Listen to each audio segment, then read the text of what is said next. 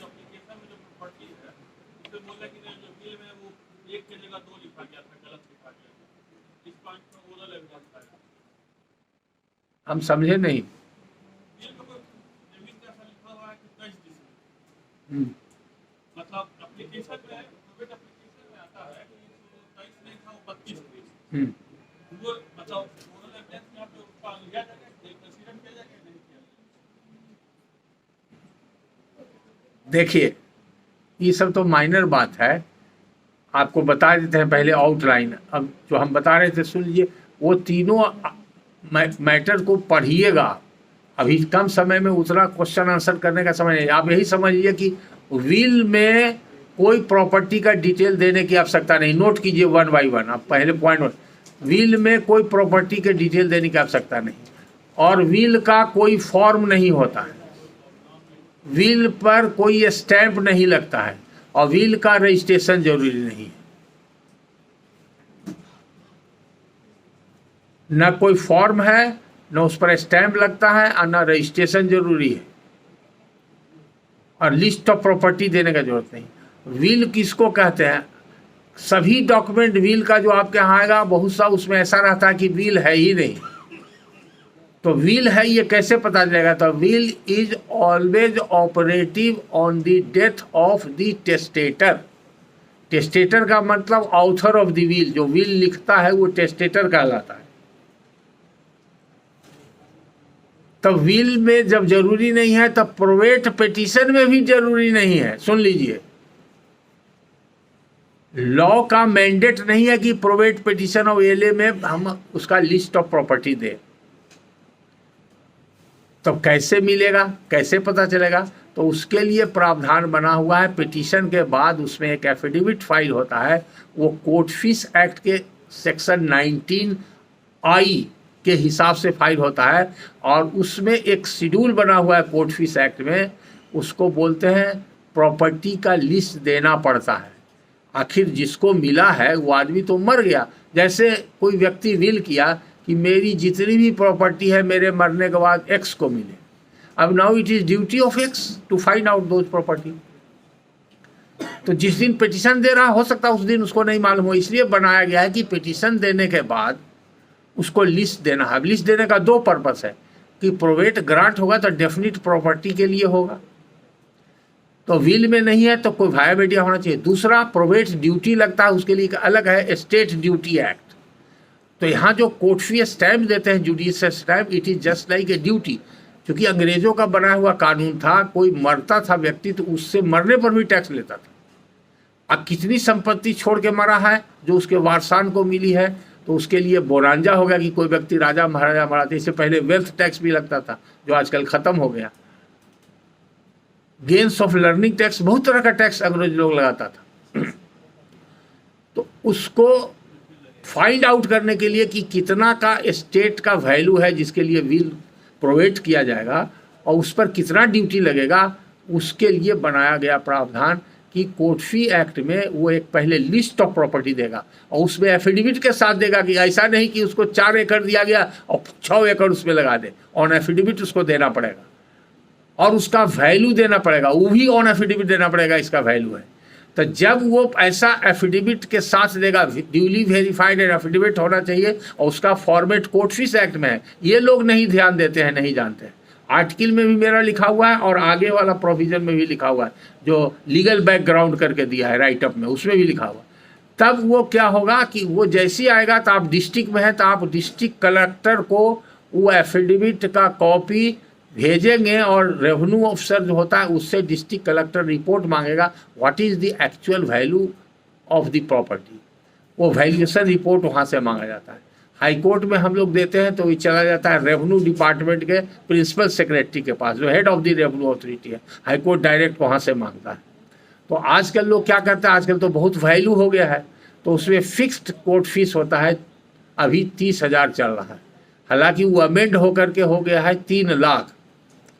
लेकिन 1985 में high court में एक रिट फाइल हुआ, और उसका जजमेंट आया। वो जजमेंट नहीं है भाया में, वो रिट स्टिल पेंडिंग है। वकीलों ने बहुत हल्ला हंगामा किया। तो उस समय जो चीफ जस्टिस थे, एडवोकेट जनरल को बुला करके और सेक्रेटरी वगैरह को बुला के और बार के लोगों को बुला के हम लोग के सामने एक भाया म्यार निकाला कि अभी जब तक रहने दीजिए फिर देखा जाएगा। तो वो जजमेंट जो है एक्चुअली जजमेंट नहीं है, उन्होंने लिख दिया है कि अंडरस्टैंडिंग हुआ बेंच एंड बार में, और ये गवर्नमेंट में एंड बार में, कि अभी स्टेटस को will continue further till further order. वो जुडिशियल ऑर्डर नहीं है, लेकिन उसका इम्प्लीकेशन है कि स्टे है, तो हम लोग स्टे में ही चल रहे हैं। अगर वो ख़त्म हो जाएगा स्टे, तो वो भी रिपोर्टेड केस है, वो केस वकील साहब उसमें पिटिशनर है, वो हम लीगल बैकग्राउंड में नीचे में लिख दी है कि आप लोगों को कन्फ्यूजन नहीं हो। तो कोर्ट फीस आज के तारीख में लगेगा तो उसी के बेसिस पे लगेगा। बहुत लोग आजकल महंगा हो गया है, 5 डिसमिल भी ज़मीन है तो उसका इतना हो जाता है कि सब लोग फिक्स मैक्सिमम दे देता है। जैसे सूट में है 50,000, सूट का भी हो गया है 3 लाख मैक्सिमम, लेकिन वो भी स्टे है उसके साथ। तो मैक्सिमम दे दिया तो आप रिपोर्ट नहीं भी मंगा सकते हैं, उसमें लिख देगा कि मैक्सिमम दिया हुआ है, रिपोर्ट भी कर देता है सीधेदार, या आप भी ऑर्डर कर सकते हैं। हाँ, तो इसलिए मंगाने प्रक्रिया ही है। तो इसलिए आपका भी आंसर हो गया, वो कम बेस है, वो एफिडेविट पर देगा तो उसको मान लिया जाएगा। पिटीशन में गलती दिया, पिटीशन में तो देने का जरूरत नहीं है, जो एफिडेविट पर दिया गया वही सही माना जाएगा। समझ गए झा जी? एफिडेविट में जो आया है in terms of court fee act, जो एफिडेविट आया है उसी को सही माना जाएगा। पिटीशन में मैंडेटरी रिक्वायरमेंट नहीं है। समझ गए?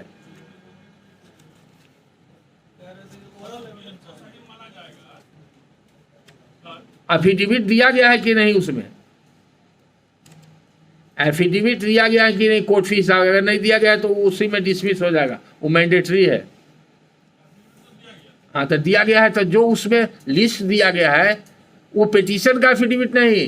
देखिए पिटीशन में क्या होता है, पिटीशन के साथ जैसे वेरिफिकेशन होता है प्लेंट का, WS का, वैसे वेरिफिकेशन भी होगा, और वेरिफिकेशन के साथ एफिडेविट होगा। किसका? जो पिटिशनर है।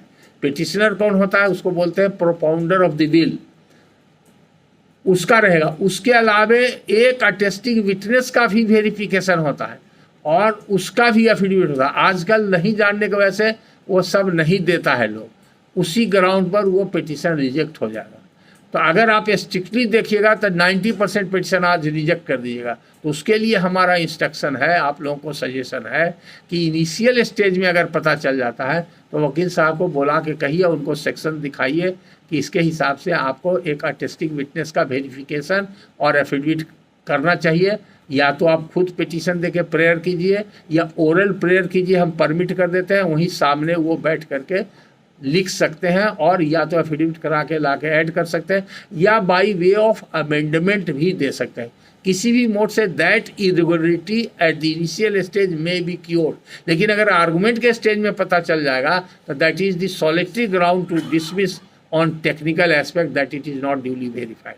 जैसे कि will is a compulsory attestable document, 2 attesting witness चाहिए। अगर किसी विल में, कल पूछा गया था एक केस में, एक ही अटेस्टिंग विटनेस था, तो विल इज इनवैलिड, तो कोई टाइटल पास नहीं करेगा और तो प्रोवेट भी नहीं होगा।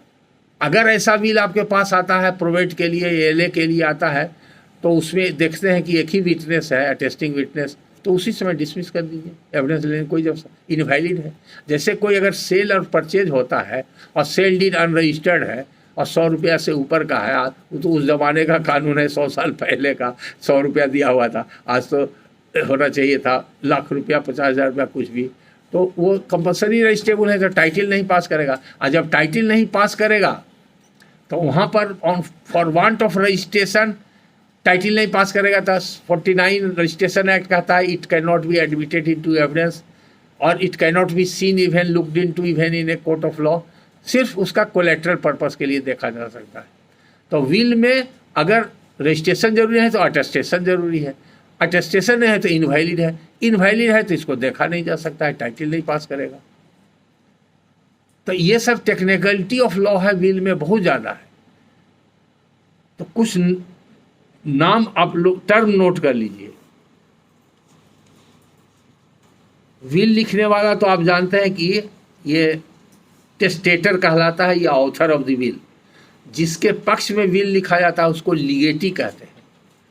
लीगेटी is a beneficiary in the will, उसको विल से लाभ मिला, इसे बेनिफिशियरी कहते हैं। लेकिन ऐसा भी केस मिलेगा जिसमें लीगेटी नहीं भी है लेकिन वो बेनिफिशियरी है। और एक होता है एक्सक्यूटर।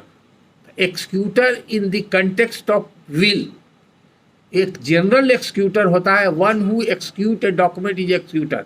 चाहे सेल डीड, गिफ्ट डीड, कोई भी डीड लिखता हो तो जो डीड लिखने वाला व्यक्ति है वो एक्सक्यूटर कहलाता है, और जिसके पक्ष में लिखा जाता है वो एक्सक्यूटी कहलाता है। It is a wider terminology. लेकिन अब स्पेसिफिक, जैसे हम एक्सक्यूटर को गिफ्ट के रेफरेंस में देखते हैं तो एक्सक्यूटर माने डोनर, एक्सक्यूटिव माने डोनी। सेल के रेफरेंस में देखते हैं तो एक्सक्यूटर माने वेंडर, एक्सक्यूटिव का मतलब वेंडी। लीज के रेफरेंस में देखते हैं तो एक्सक्यूटर का मतलब हुआ लेसर, एक्सक्यूटिव का मतलब हुआ lessee, so and so forth, mortgage वगैरह, इसमें लाइसेंस, लाइसेंसर, ये सब जो भी होता है। लेकिन विल के कंटेक्स्ट में वो एक्सक्यूटर तो एक्सक्यूट करने वाला एक्सक्यूटर है, लेकिन यहाँ एक्सक्यूटर नहीं कहा जाता है, इसलिए कि यहाँ पर एक दूसरा एक्सक्यूटर पैदा हो गया है। उसका प्रावधान है सेक्शन 222 इंडियन सक्सेशन एक्ट 1925 में। 222 में ऑथर ऑफ द विल को अधिकार है अपना एक्सक्यूटर अपॉइंट करने का, वो अपॉइंट करता है।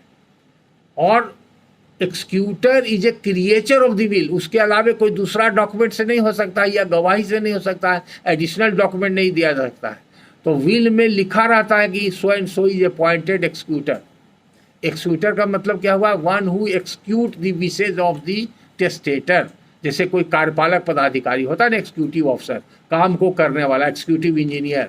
म्यूनसिपैलिटी में होता है एक्सक्यूटिव ऑफिसर, पोस्ट है एक्सक्यूटिव इंजीनियर। यहाँ तक आप एक्सक्यूटिव मजिस्ट्रेट, जो क्लासिफिकेशन हो गया नया CRPC में जो आप रोज़ देखते हैं, एक्सक्यूटिव मजिस्ट्रेट वो क्या है? कार्यपालक दंडाधिकारी।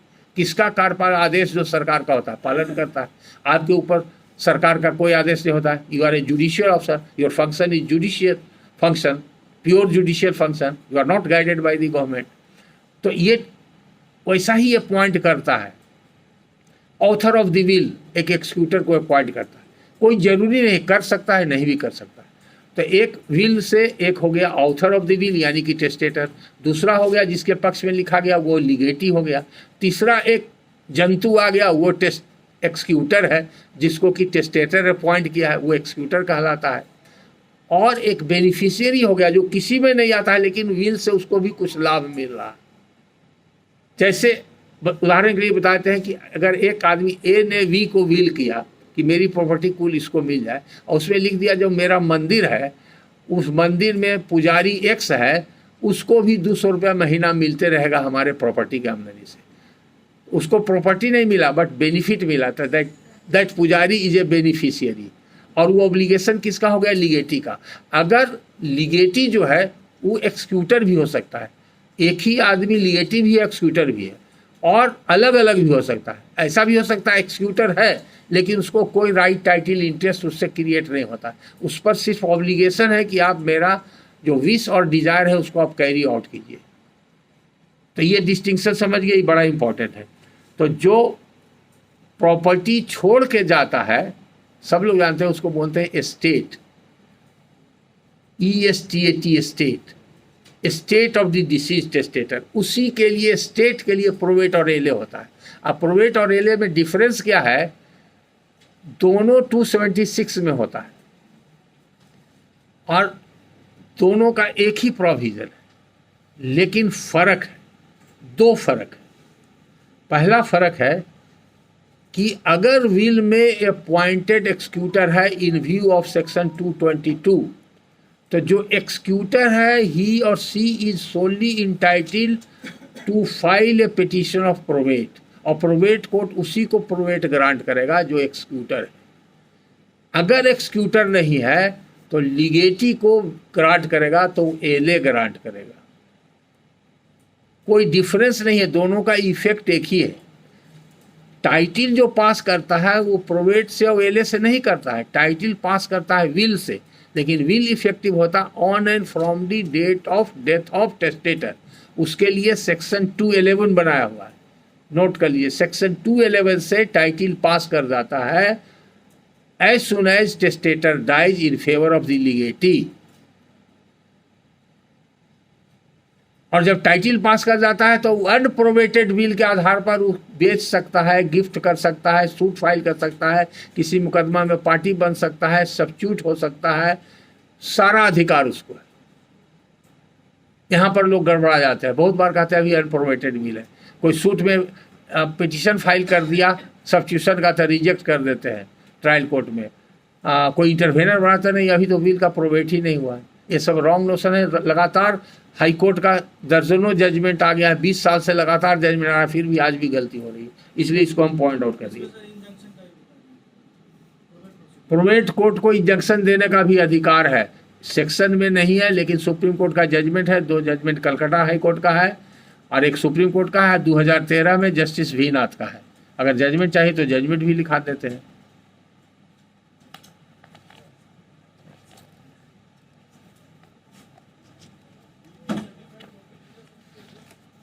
विल की सर्टिफाइड कॉपी मिल सकती है। विल की सर्टिफाइड कॉपी कब मिलेगी? जब प्रोवेट होगा तब।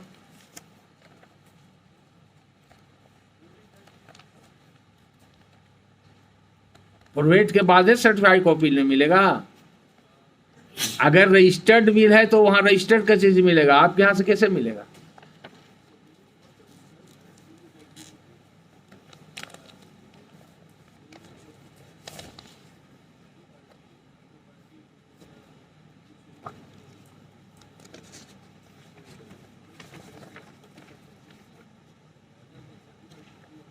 ये सब आपका जो रिटर्न मटेरियल दिया उसमें सब लिखा हुआ है, तो देखिएगा उसमें। अभी इंजंक्शन पर पूछें तो वो हम बता देते हैं।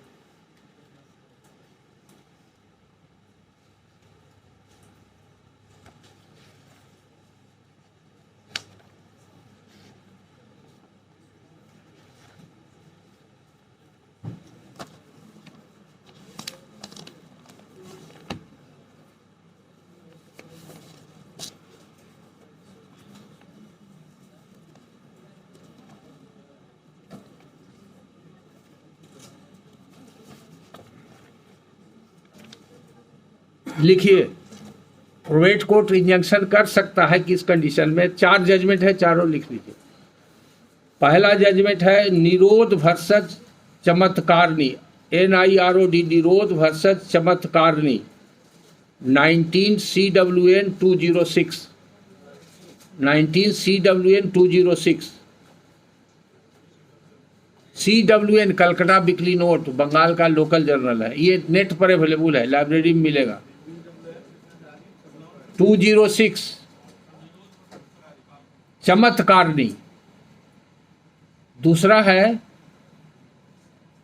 Mansar versus Raj Bahadur, AIR 1962, supreme court 527। ये जनरल जजमेंट है सुप्रीम कोर्ट का कि जो ऑर्डर 39 से कवर नहीं और सेक्शन 94 CPC से, उसमें कोर्ट को इनहेरेंट पावर है इंजंक्शन करने का।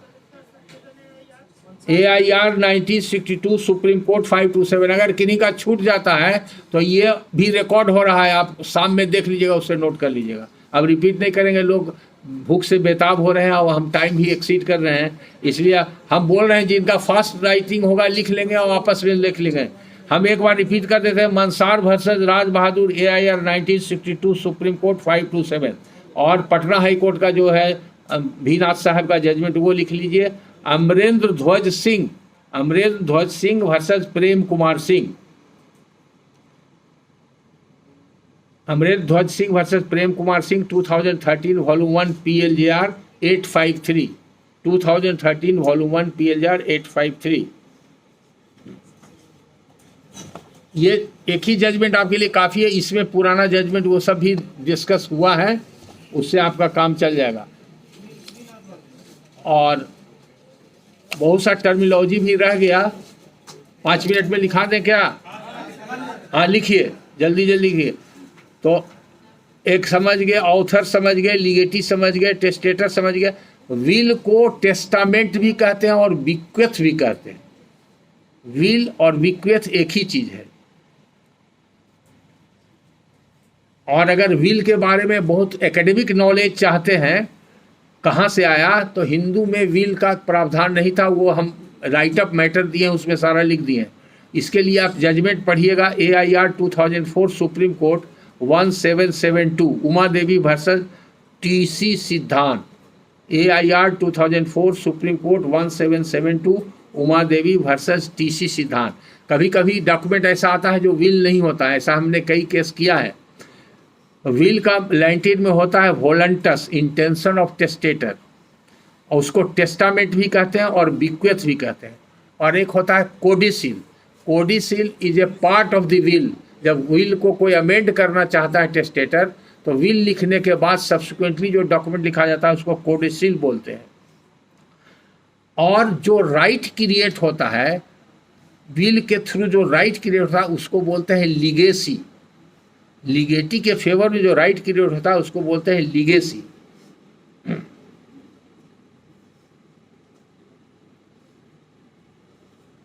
अब कई तरह का लीगेटी होता है। एक होता है यूनिवर्सल लीगेटी, अगर विल में एक ही लीगेटी है तो उसको बोलते हैं यूनिवर्सल लीगेटी, और एक से ज़्यादा लीगेटी भी हो सकता है।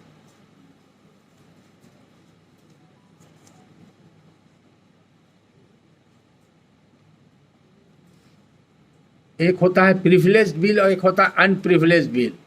तो प्रिविलेज्ड बिल आर्मी पर्सनल के लिए, आर्मी सोल्जर, एयरमैन, मैरिनर, इन लोग के लिए, सिविलियन के लिए नहीं है। हम लोग के लिए जो भी बिल होगा वो अनप्रिविलेज्ड बिल कहलाता है।